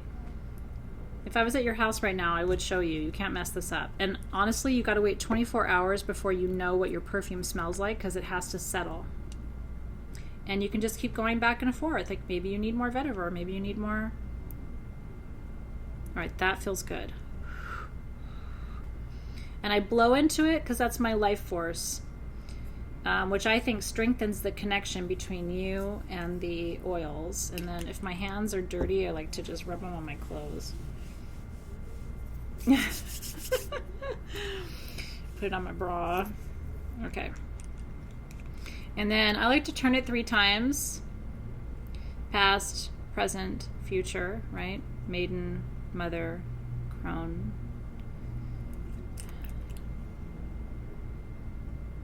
Yeah, that's where I wanted it to be. It's not too floral, it's intense, and it's going to settle even more overnight. I might add more resinoid oak moss tomorrow, but for now I'm pretty happy with it. I'm going to put more of the oak moss. By the way, this is, if you don't have your mesa, that's what oak moss looks like on your skin. Isn't that fun? Yeah, you got to put it in your bath. Seriously, if you take a bath, or what one person in Soul Shift does who's not on Facebook, so you wouldn't have heard from her. There's actually quite a few of you who aren't on Facebook, which I love. What she does is she makes a hand scrub. So she takes, what does she tell me? She takes Epsom salt and either coconut oil or olive oil, whatever she's got, and she mixes them together and she puts that in a jar by her sink. And then she adds her Soul Shift blend into that, and every time she washes her hands, after she washes her hands, she takes a little bit of that salt scrub at her sink and just goes over it, and it exfoliates and moisturizes her hands. She's on the East Coast, and so it has helped her through the winter, and now her skin is kind of dry. So that's another way, and that's how she gets to connect with the oils every day and stay connected to them with her work. Isn't that fun? Oh, I'm glad you guys like it. I'm in love with that. That's very sexy. That's why I'm rubbing it all over myself. Rub it into your jewelry. I always put it on my bead bracelets. Rub it into your talisman. Rub it into your hair. Yeah, sugar is great for a scrub too. Oh, I like the word divine for this blend. Isn't it beautiful? Put it on your ends. Olive oil is super good for your hair. Don't put it on the top of your hair because if your hair is fine like mine, it'll weigh it down, but put it on your ends. It's really good for calming the cuticle and helping to prevent split ends. Isn't it fun? Then you'll smell like it. If you have your mala, which I have my mala here, the other thing to do is take a little bit of the oil. I'm taking my used napkin and just rubbing it on my on the leather because that's going to absorb. I don't like to waste anything, and that's going to absorb all of that oil into it too. And then when you recite your mantras, you'll have the smell to enjoy too. Okay, so that's our perfume. And then the last step is, because I've done this every month, going back to our pure perfume bottle from Sarasvati, I always add 1 drop of the new perfume into that bottle. Can you guys see me doing this? So just 1 drop. I'll put 2 in there because I really like this one. And so this blend is coming to be a mixture of every perfume that I've made all year long. And if you're ever here for Full Moon Ritual and want to try it, I would love to share it with you. Olive oil, in my experience, has a long shelf life. At least as long as jojoba. You're not going to have to worry about it. It's sweet almond that has a really small shelf life, just a couple of months, and usually has to be refrigerated, so that's why I don't love it as a carrier oil. We will use it this year because it has important metaphysical properties, but its shelf life is shitty. It's not my favorite as an aromatherapist. And when I was in aromatherapy training, they used to bring out, because they would teach us about different carrier oils that we could use, and they would bring out the sweet almond or the apricot oil, but it was always refrigerated. And I never wanted to have to refrigerate my blends, which is part of the reason why I don't use those primarily as carrier oils. I like hemp, I like jojoba, I like olive, I like sesame. Those are carrier oils with a really nice long shelf life. That was a great question, actually. Yeah, and turbinado sugar is beautiful. Because it's raw sugar, it's brown sugar, it's more natural, it hasn't been overly processed. And so if you're gonna, like, I think about what's it called, sugar in the raw is a really good sugar to use for your scrubs. And you can get turbinado sugar pretty easily too. Okay, so now let's go into our herbs. Our herbs also follow north, south, east, west. So in the east we had olive oil. Now we're going to add olive leaf powder. In the east, Olea Europaea, which is sacral chakra, sacred to Athena, obviously. It is thought to connect humans with the gods, helps to fight infections, brings good luck, it's a source of wealth. And I told you about Poseidon already. So I'm going to put a little bit onto my charcoal disc. And if you're doing this too, as you work with the smoke, I want you to imagine a vision of success for your life. If you were successful in what you seek to create or do or experience, what would that look like? And as you inhale that smoke, I want you to imagine that vision of success and expansion. These are the leaves of the olive tree, sacred to my people and potentially sacred to yours too. Good chipstones for your perfume, honestly. Quartz and tiger's eye are going to be your best bets, I would say, unless you have charoite chipstone, which I don't have, but if you have it, would be a great one for you to add. Yes, that's exactly right. Okay, and then your next herb in our collection, which is for the south, is dogwood, which is a fire element herb. This is dogwood. My bags are all covered with oil now, which is kind of awesome. So this is dogwood leaf. What this does, and this is why it's really important for Soul Shift, this opens your energetic channel to help you run energy more efficiently. If you've been feeling like you don't know how to work with energy, or you're overwhelmed or confused in any way, dogwood is going to be very powerful for helping to connect you with deeper wisdom. It's going to expand your channel, like I said. I'm just putting it on my charcoal.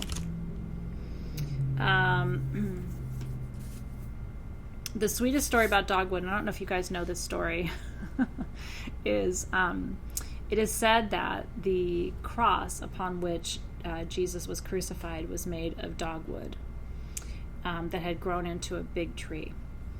And that Jesus, after the crucifixion, commanded that no dogwood tree would ever grow tall enough to be cut down and used for that purpose. And so to this day, dogwood trees are very small in their stature. It's a pretty beautiful story, isn't it? A narrative from my own cosmology. If you put it onto a handkerchief at midsummer, it will grant you any wish.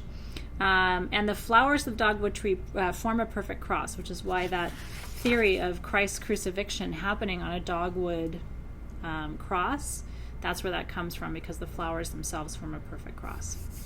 I love dogwood too. Isn't it beautiful? The smell on my hands right now between the perfume and the dogwood. That's why I'm saying don't wear jewelry and just enjoy being dirty. There's medicine on your hands right now. You know, it's really beautiful and really sacred. So that is dogwood. Let me see if I've got enough charcoal to keep cooking here. I do. Okay, and then the next one, which is associated with the West, is chamomile. Chamomile is very feminine, just like the West, very watery, very healing, creates flow, opens pathways and portals to healing of the mother wound, helps with sleep, helps with anxiety and depression. That's just good medicine there. Honestly, there's nothing that chamomile doesn't really do. Matricaria camomilia. So it's associated with sun sign Cancer, guardian angel herb. If you put chamomile in your bath, it's said that you will attract a very attractive partner of the opposite sex. Isn't it beautiful?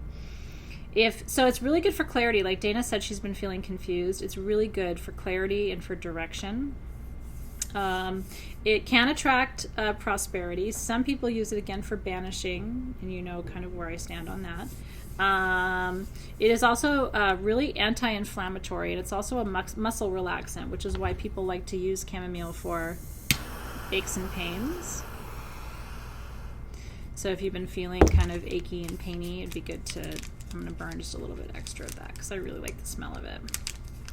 And, you know, it's fun to use chamomile in a different way. A lot of us have chamomile tea in our pantry, so we're used to working with it as a tea, but working with it, and it could be part of your incense blend. Remember that you want to save all of your herb pouches because that's what we're going to be using to make our Athena incense blend, our Athena shield.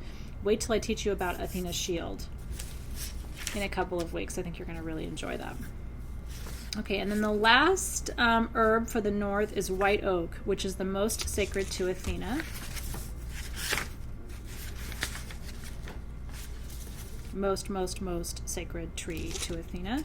It's the most important tree in Greek mythology. Athena saw it as her job to protect the white oak. It was also sacred to the Romans. Now, it brings strength and it brings lust, and it's also thought to cure impotence. So if you're having trouble rising to the occasion, there are lots of things to help with that. But even in ancient Persia and ancient, lots of the ancient sort of Middle Eastern cultures used it as a cure for impotence. Wow, my charcoal didn't go very far tonight. I think I've got enough, but so that is white oak. It will strengthen you. It will harden you. Yeah, well, impotence is impotence, right? Like if you're having trouble achieving orgasm, that's one I would point you to. I would say take a little white oak and call me in the morning. Women struggle with impotence too. It's just it's sort of a lesser discussed topic, I would say. So those are all of your herbs and all of your oils for this month. And like I said, keep everything. You also got lobelia, red sandalwood, and neem, which we're going to be talking about at our last class when we craft our incense together. So you have technically 7 herbs and resins and leaves and 4 different oils to add in to make your incense. And then you're allowed to add whatever other ingredients you want or you need from your own collection to make your final incense blend. Isn't that fun? Did you guys enjoy it? Sarah's like, I'm going to be burning a lot this week. It's funny because in some ways the herbs for Athena are more about potency and passion and intensity than even the herbs for Shakti, for example. But here's the thing, and this is what I want to leave you with. Are you ready for this? This is important for me to say. Energetically, I think it's really important for us to see wisdom as an energy stream that also brings passion and intensity. You know, having grown up as Athena and with this name, I was always recognized for my intelligence. I think it had something to do with the name. But in our culture, like, we don't see attractiveness as connected to wisdom and intelligence. Whereas for me, that's the first thing that attracts me to someone. And it can turn me off. Like, I don't care how hot someone is. If they can't engage my mind and keep me intellectually curious, like, there's no sexual desire there for me at all. Because, you know, I think ultimately there has to be some mental connection too. So part of what I'm trying to teach you this month is your wisdom and your strategy and your knowledge and your experience and your intuition is sexy. And you should feel like your power comes from this. Not just from your body, not just from your beauty, and not just from your... And that's I'm telling you, this is where we're going next month with Aphrodite, because we're going to be talking about the light and shadow of beauty. And where does your beauty actually come from? And your beauty isn't just this, right? Your beauty is your brain and that's what keeps me connected to people. It's like looking into their eyes and hearing their voice and knowing what they know and learning their history and understanding their mentality and where they come from. Like that is the ultimate desire. That's what really will get you hard. Like I hope white oak bark is helpful to you, but I think we have to remember that the ultimate attraction begins in the mind. And I was really grateful when I found Dave, because I had been with a lot of men before Dave, who didn't find because I'm very intellectual and I can be overpowering with my intellect sometimes, and he couldn't get enough of it. And I really, even to this day, he'll say things to me like, I'm just going to close my eyes and I just want you to talk to me or speak to me in another language. Like, he really appreciates my intelligence. He finds that sexy. And I think if we could get all humans to recognize that your intellect is part of your beauty, I think we'd be a different planet. I really, really do. But, it starts one person at a time. But I think most people really need somebody to turn them on intellectually and not just to turn on their bits and pieces, if you know what I mean. Like, that lasts a night, the other lasts a lifetime. That's true. Priscilla said so beautifully, grace is beauty too, Like, forgiveness is beauty, and being soft and easy is beauty, and allowing people to be who they are is beauty, and not trying to force your views on someone is beauty, and recognizing the sovereignty of all creatures is beauty. Like, these are all forms of beauty that extend beyond the physical in so many ways. Okay, so tonight the last step is to activate our grid and for me to tell you about your crystals. So if you have your double terminated quartz point, that's great. If not, use your finger. I'm going to move my candle out of the way so I don't create other challenges for myself this evening. I do love my abundance candle, though. I hope you guys are liking that too. And that's, by the way, that's why I made her the figure of abundance for our mesas this year. Because if you have abundance of money, that's great. If you have abundance of beauty, that's great. If you don't have abundance of intelligence and direction and strategy, I don't think the other two matter. But I'm biased that way, right? I'm biased. Okay, so our grid consists of our stones. I want to go through them one by one. You have Tiger's Eye in the middle, which, like I said, was carved by my beautiful friend, Meta, who carves all of our amulets, our beautiful mini mesa for this month. I mean, it took my breath away, the generators that he made. So I love him and I'm grateful to him. This is Athena's shield, by the way, which I'm going to be teaching you about during our last class together when we craft. Athena has the head of Medusa on her shield, and there's a reason why, and I'll tell you the whole story when we gather for that session. Okay, Tiger's Eye comes from Australia, China, Namibia, South Africa. Ours is from India. Tiger's Eye, the reason Tiger's Eye is called Athena's stone is it's the stone of... Did I get the wrong candle? Your candle is wisdom? Well, Team SG, did I get a different candle?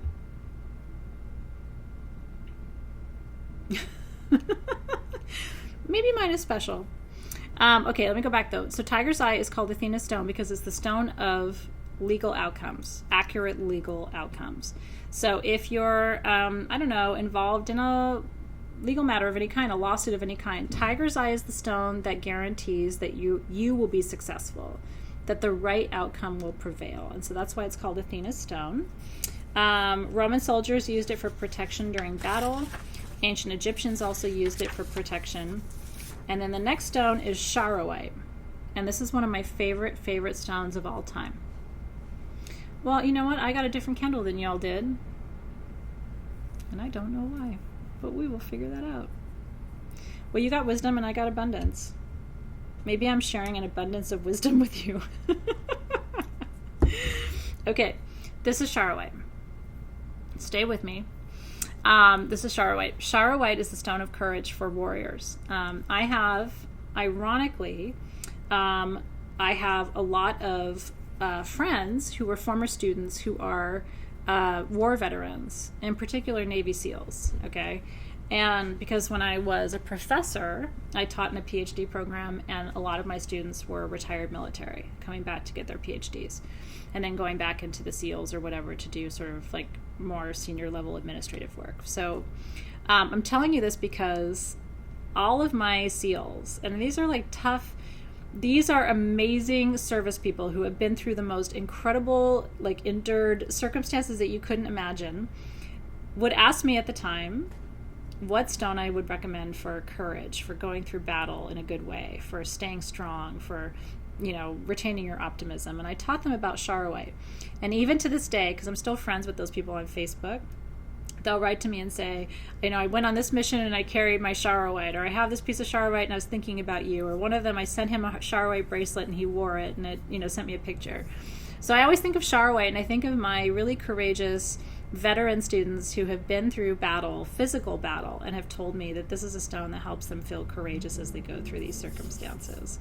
So Cynthia wears a Charoite bracelet every day. Paulette has a Charoite sphere that she loves, right? So it's a stone that reminds you that no matter what challenges you're facing, you are bigger than those challenges. What I want to tell you about this grid is, this is one of the few grids of the year that I would recommend when we're done.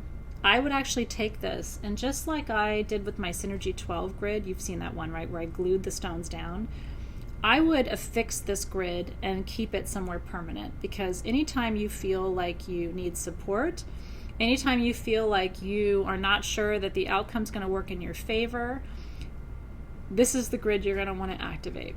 It may be the most important grid of the year because you're going to use it a lot. You may not always be trying to attract love or to, you know, raise desire or some of the other things. But there will be times where you're like, I need this to go in the direction of the highest good, whatever you're focusing on. And this will be a grid that you can use to raise energy for that. These stones right here are golden labradorite. They almost look like citrine, but they're not. They're golden, they're yellow labradorite. So those are the next stones I want to talk about. We have 2 pieces of those, Sun sign Virgo and Leo. It was discovered in Labrador, Canada, just like labradorite was, and so that's hence the name. It's a very masculine stone, just like Tiger's Eye is masculine. Charoite's feminine, and then Prehnite's feminine. So I tried to balance 2 masculine stones and 2 feminine stones to help you to balance the energies in your grid. Golden labradorite raises consciousness. So it's a stone of awareness and empowerment. It's for manifestation. It helps you to manage and harness your own personal power, brings clarity of mind, courage, revitalization, and strengthens creative gifts. And then Prehnite, which you have 4 pieces of, let me bring the camera down so you can see a little bit better. Prehnite, which you have 4 pieces of at the 4 cross quarters on my grid, is the stone of dramatic healing. And so no matter, this is the kind of the last thing I'd want to tell you about strategy. No matter who your opponent is, right, in a battle that you might face in your life, no matter what that battle looks like, someone you're in battle with needs healing, or the battle wouldn't take place. Does that make sense? And you can place them anywhere you want, you guys, as long as you balance them. So if you have 2 stones, they should be east and west or north and south. If you have 4, you can put them at the quarters or the cross quarters. You want to have your 4 quartz points pointing out at the 4 directions, north, south, east, and west. But the balance of them you can design any way you want as long as there's balance. But the main thing I think Athena would teach us if she was here, okay, is that you need to have compassion for your enemy. I'm going to say that again. Athena would teach us if she was here. You need to have compassion for your enemy, whoever you perceive as your aggressor. Because wounded people are people who hurt other people. And so the Prehnite is here to represent that feminine energy of wanting to heal the dynamics, of wanting to heal the conflict, not battle it out, not kill other people, not, seize other lands, not trample on what is sovereign, but to heal the conflict beneath the conflict, which is really, in most cases of warfare, is what's activating it. It tends to be old, it tends to be ancestral, it tends not to be about modern dynamics. Again, we can use the Mauna Kea situation as an example of that, right? Like, healing is needed there. The Hawaiian people have not had their sovereignty respected ever. And so this is to some extent about Mauna Kea, and it's also to some extent about the healing that needs to happen to recognize the sovereignty of that place. And unless that healing gets addressed, the rest of the conflict will not work out in a good way. Does that make sense? I'm just using this as an example. But you can look at any battle through history. There's healing. If someone is engaging in a battle, it's because somewhere underneath it is an underlying conflict that has to be addressed. Right? It's exactly right. Michelle said, see the source in them from or through the source in you. Right? So where does that healing have to happen? And that's where you become sort of the gifted strategist, the gifted advisor, where you can come in and say, I see your battle, and I see where you need clarity, and I see your desire for a right outcome. But now I need you to tell me where the healing is going to happen. How are you going to heal the people, heal the land, heal the place, heal the history, how are you going to fix that? Because just fighting it through isn't going to do anything. And so this is a grace in healing grid, to use Tracy Trizona's words. It's like, this is how you heal with grace. And it takes intelligence, it takes wit, it takes strength, it takes ferocity, it takes time, it takes patience. Like, all of those things are in that grid. So again, when we are done with our mesas in 3 weeks from now or 2.5 weeks from now, I don't want you to put this away, because I feel like a lot of you will continue to need this energy as we go forward. So now we're going to charge our grids and our mini mesas. So again, I'll start in the north, as I always do. You want to start in the center, calling in energy of right outcomes and fairness from Tiger's Eye. And then out to our quartz point for expansion and programming of the energy, and back to fairness and right outcomes, out to clarity through that labradorite, and back to fairness and right outcomes. Then you go clockwise, out to prehnite for healing. Can you guys see my hand? Out to prehnite for healing. Yeah, Charwhite's always purple. Always, always, always purple. And then back to Tiger's Eye for right outcome, out to quartz for magnification, back to Tiger's Eye for right outcome, out to Charwhite for courage, back to Tiger's Eye for right outcome, out to prehnite for healing, back to Tiger's Eye for right outcome, out to quartz for magnification, back to Tiger's Eye for right outcome, out to labradorite for clarity, and back to Tiger's Eye for right outcome, out to prehnite for healing, and back to Tiger's Eye for right outcome, out to Charwhite for courage, back to Tiger's Eye for right outcome, out to quartz for programming, back to Tiger's Eye for right outcome, out to prehnite for healing, back to Tiger's Eye for right outcome, and then again back out to quartz for programming and expansion of energy, back to Tiger's Eye for right outcome, back to golden labradorite for clarity, and back to Tiger's Eye for right outcome. And so we charge this grid to hold the energy of grace, of strategy, of direction, of mindful engagement in conflict, and of beautiful conflict resolution and service to the highest good of all of those involved in our lives. And together we say Amen Aho, and so it is.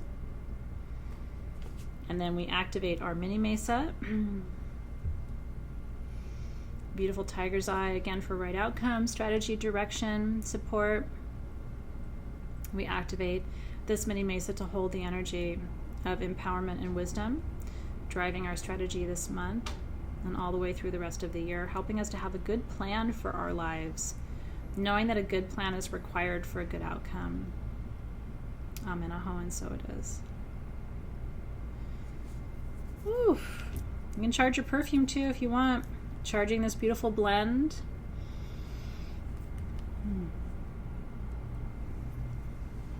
To hold the energies of healing and grounding and stability and desire and manifestation, ancestral wisdom,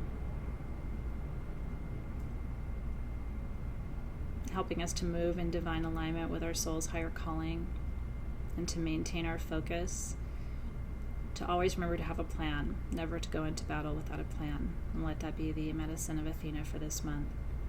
Amen Aho, and so it is.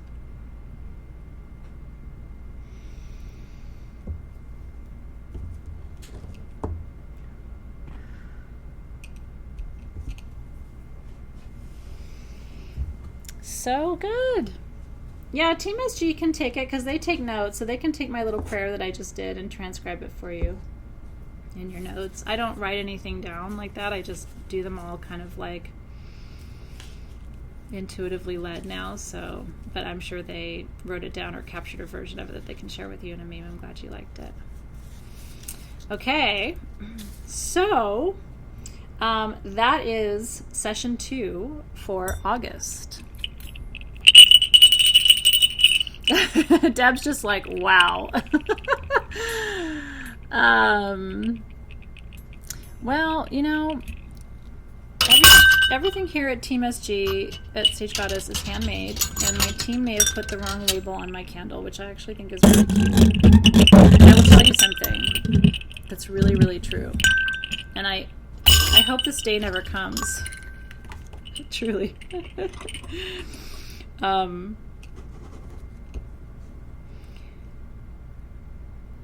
It's a sweet thing that everything's handmade and that there's a human being that puts a label on your candle. And so when we mess things up, sometimes I just have to tell you, like, I never want to be that company where everything's always perfect because it was made by a machine and it just gets like it's on a conveyor belt and it's just you know what I mean? Like, there are these moments where I can look and say, oh, you know, it's kind of weird that I had the different candle than everybody else did. But there's also these moments where it's like, I really love that sometimes it's just handmade and there's a mistake and it proves to you how small what we do still is. You know what I mean? And we will never be that. Like, I don't ever want to be a company that makes candles on a like factory situation. So anyway, there's part of me that really smiles at that because it just shows you like we're still small. Teresa has no label, so you know what I mean? It's just getting weirder every minute. That's right. No, I mean, it's kind of a beautiful thing. It really, really is. Sometimes we have conversations about that because I'm like, you know, when people are like, oh, you know, I was missing a stone, and it's like, yeah, because a human being was like putting the stones in there and missed one. And we always try to make it right, but it, in a way, it's charming too. It has its own beauty. Thanks, you guys. I really appreciate that. Well, I'm trying to figure out what I'm going to name my perfume. I don't want to name it tonight because it's almost too easy for me to call it Athena. The one thing I did want to tell you, so one last story about tonight's essential oils, because I love the stories, right? And then I'll let you go for this evening. So my parents are humble folks and never did like extravagant gifts or anything growing up because we didn't have any money. So as I got older, I started to really appreciate essential oil perfumes when I was in my, I don't know, early 20s, mid 20s, long before Sage Goddess days. And I always loved Orange Blossom ever since I was first introduced to it. So I found out that Jo Malone had a perfume, an Orange Blossom perfume, which they still have to this day. This was forever ago. I don't even remember when it was. And so my parents at Christmas time that year asked, you know, what do you want for Christmas? And I said, oh my God, I would really love Jo Malone's Orange Blossom perfume. Like, I've never had a Jo Malone perfume and it would really be a big deal. And so at Christmas time, there was one box under the tree and it was a small box. And again, my parents were like I didn't even tell them where the perfume was. They didn't know where it was. So I opened the box and it was a small bottle of Jo Malone. I still have it to this day. And I've hardly ever used it because I just know I couldn't replace it.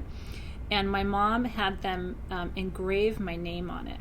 So it actually says Athena in cursive writing under Orange Blossom, you know, Jo Malone perfume. And it's at home in my vanity. It's one of my favorite things, and I never touch it. I don't even know if it smells good anymore. I mean, honestly, the thing is so old. But I treasure it because it was a big deal for my parents to go and buy that, and I don't even know what it cost to have the bottle engraved. Like, it was just a huge deal. So when I tell you that I love Orange Blossom, it's not like, oh, she loves Orange Blossom. It's actually a really sweet memory between me and my parents, and probably the most extravagant gift they've ever given me, which may not sound like a lot to you, but at the time for them, it was a lot for them. Isn't it sweet? I don't even know where they had it done. Like, I don't know where you go to do that, but they did it. And if if you like, I'll take a picture of the bottle and show it to you. It's very sweet. Like, there's really beautiful energy on the bottle too. Wasn't it sweet? I remember just opening the box and just crying because I had really wanted that, but I didn't think they'd be able to do it, and so it was a moment for me. Isn't that sweet? The little things mean a lot to me. But I think if you come from humble beginnings, like no matter where you go in your life, you still have this sense of like what the little things mean. And I hope that those of us who know that never lose that, no matter where we go in life. I'll post a picture and show you. It's very sweet. And I should test it and see if it still smells good, because honestly, I haven't sprayed it in like I just keep it because I love it and it's a memory from them. So I should actually test it and see if it still smells. I remember them telling me they did it because I was at UC Irvine, I think, at the time. This was, honestly, I must have been 21. And I think they did it at South Coast Plaza. I think there's a Joe Malone store there because I think they did it after visiting me at college one time.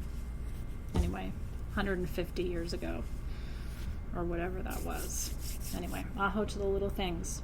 And Joe Malone knocks it out of the park, you guys. I mean, that at the time smelled exactly like the essential oil.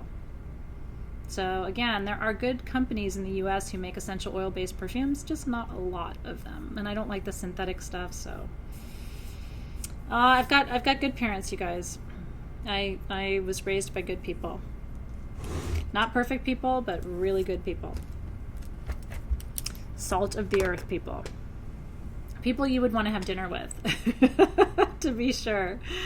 Look at that. Santa Priya said, I totally relate to that. My dad got me a fruitcake when I was craving it and never told anyone it was very expensive for us. He surprised me. He lived in a different state. Right? How much did that fruitcake mean to you? It's like that, probably everything to you, right? Oh, you guys are going to make me cry. I love my parents very much. I'm really, really grateful. I really am. I wouldn't have chosen anyone else, and I think we probably all feel that way. Well, this was beautiful tonight. I didn't know how emotional it would be working with like Athena and her herbs and her oils, but it was a beautiful process. Keep smelling your perfume today and tomorrow, by the way. I kind of love that we made this on the edge of the full moon because it's not going to be ready for you. Your perfume has to cure for 24 hours before you're really going to know how it smells on your skin. So until 5-6 o'clock Pacific time tomorrow, you're not really going to know, and you may need to continue to adjust it as you go. So your perfume, once your ingredients are in your perfume, you don't have to continue to warm it. Everything will blend and meld perfectly. It's just a matter of getting it warm enough to get it into that bottle and to mix everything in there. Karen says her room smells really good. Aw, thank you, Lena. I would choose you as a sister too. I think I did. I think a lot of us chose each other as siblings in some way. Look at that, you guys. And look at Cynthia and Santa Priya having that moment. It's really sweet when you look back at those gifts, especially gifts from people who don't have much to give. It's one of the best, I'll leave you with this, one of the best pieces of advice I ever got before having my kids was this.